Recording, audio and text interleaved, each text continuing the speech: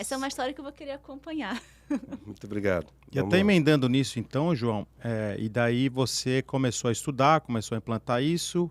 E como que é isso hoje quando você chega, dá um exemplo corporativo, você chega para uma empresa, eu sou lá diretor da Fórum.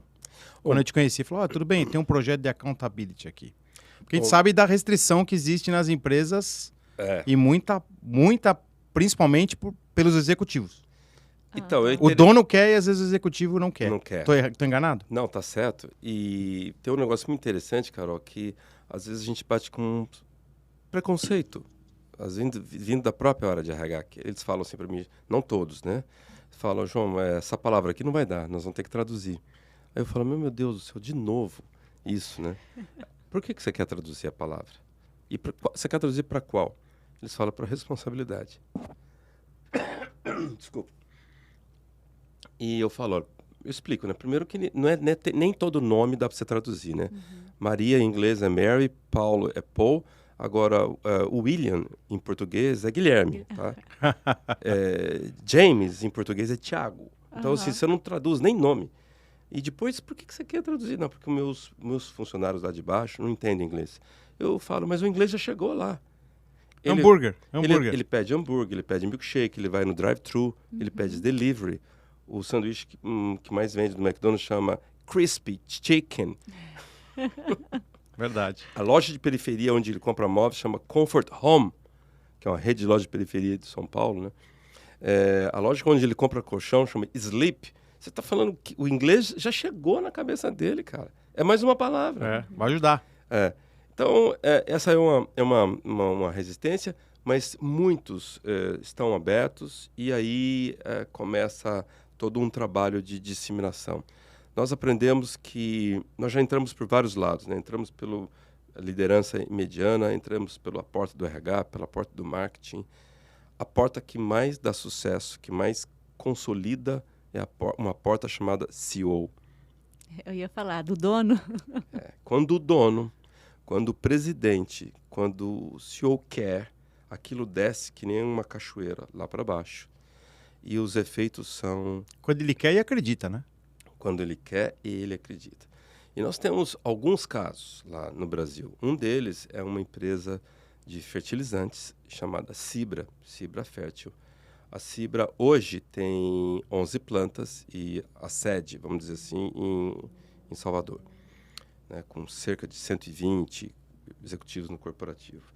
E esse é um trabalho que a gente começou há 4 anos, pela porta do CEO, muito bem recebido, apoiado pela RH. E aquilo foi se disseminando na cultura da empresa, disseminando. E quando chegou a pandemia, muitas empresas tiveram dificuldade em fazer a transição do presencial para o remoto. Tem empresas que chegou a demorar 25 dias, isso depois de ter parado tudo. Outras tiveram que ceder desktop. Olha o risco de vazamento de dados e de risco cibernético, né? Você ceder o desktop para um indivíduo levar para casa, né? O que a Cibra fez? Ela já tinha feito a transformação digital. Por causa do todo o conceito de accountability, ela já tinha, na base dela em Salvador, cerca de 25 laptops que ficavam de backup para os executivos. Quando eles iam viajar das fábricas, eles não precisavam levar os deles. Chegava lá, pegava um, fazia o login e trabalhava. Tá tudo na nuvem, né? Tá tudo na nuvem. Então, quando veio a decisão de vamos para o remoto, demorou um dia. Eles saíram do domingo, a decisão, para segunda-feira, trabalhando em casa. E mais do que isso, depois de alguns meses trabalhando sem os escritórios, eles chegaram à conclusão seguinte: nós estamos trabalhando melhor, né? Não estamos? Vamos. Então vamos devolver os escritórios?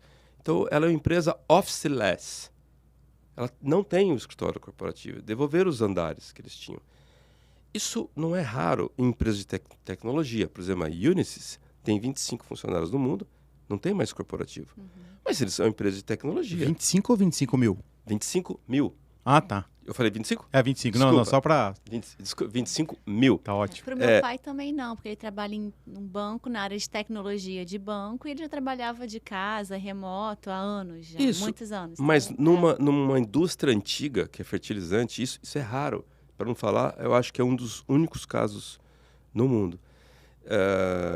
E ela simplesmente devolveu os escritórios. Hoje eles trabalham em casa, mas o que ela fez? Olha a inteligência ali do CEO, do Santiago Franco.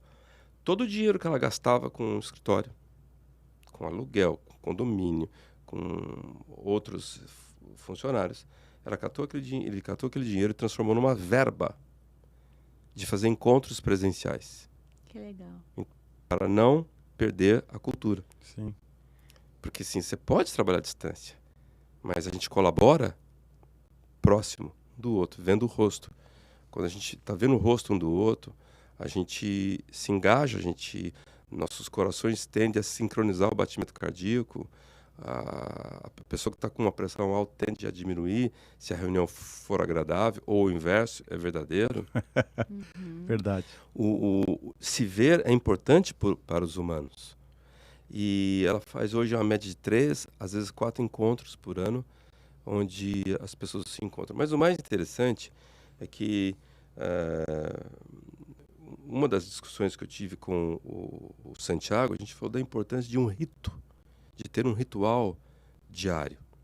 Muito difícil, mas é muito difícil uma empresa conseguir fazer isso.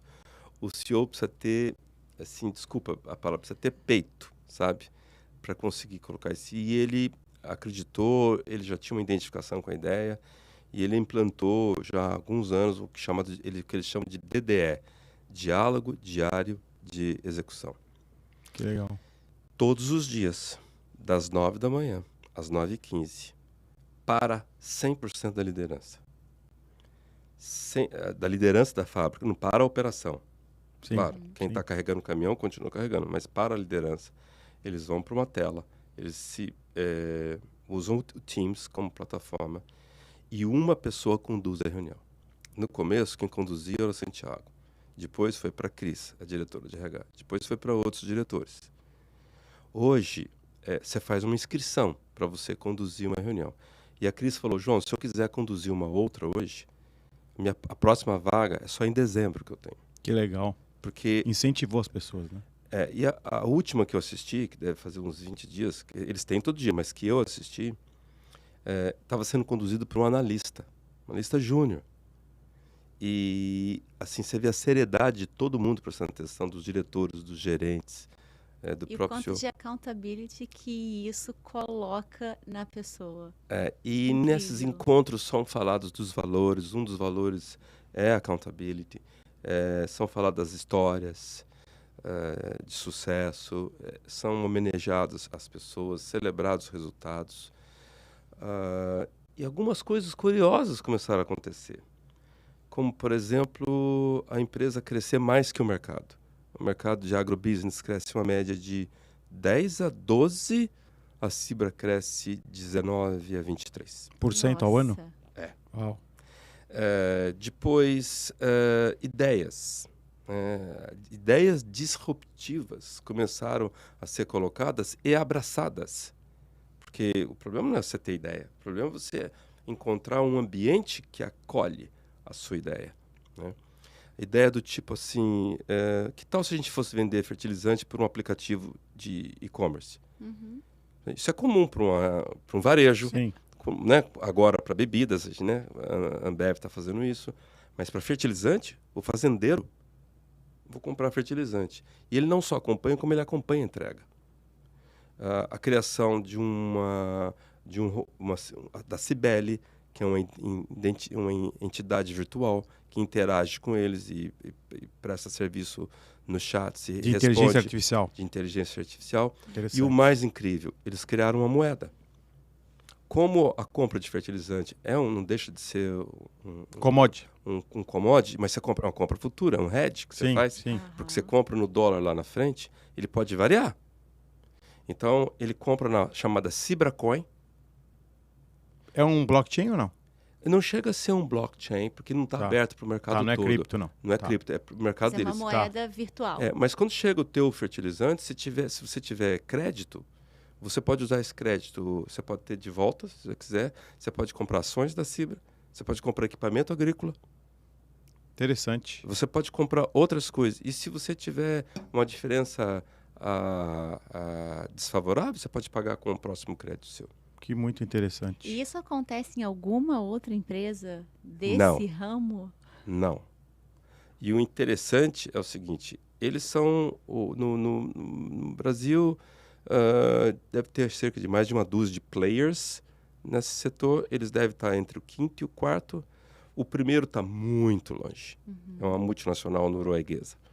Mas assim, nem passa perto isso, desses primeiros players. Por causa do conceito e a cultura, né, João? Que a gente é o maior, que a gente está bem. Não precisa, né? Deixa lá que o cara é pequenininho, que ele tem tempo para fazer a manobra, deixa ele testar, o dia que ficar bom,